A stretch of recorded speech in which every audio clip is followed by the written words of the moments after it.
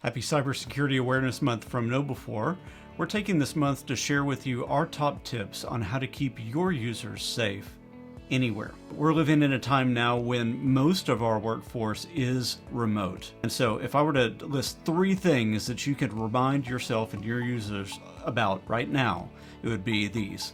Number 1, let's keep our work devices and our personal devices separate, including the way that we manage email, the way that we manage attachments, the way that we build presentations, use Word documents, and everything else, because all it takes is a careless use of one of these devices, putting them in the hands of our kids accidentally doing something unintentionally that can cripple our organization by sharing intellectual property or something else. Think about the way that data can move within your home. If you have a whiteboard and you're writing down privileged information on it, company intellectual property and so on, who is that being seen by? What backgrounds are those in your social media posts? What about the notebooks that you're keeping notes in? Where are those ending up within your house? And where might they end up if you or somebody else misplaces those notebooks later on?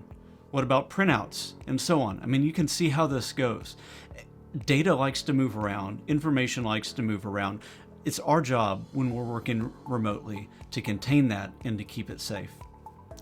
Number 3, and this is the hard one, keep our devices, our systems, and anything that we have connected to the internet up to date. That means our routers, our modems, our IoT devices, and so on. And speaking of IoT devices, be aware, they're always listening.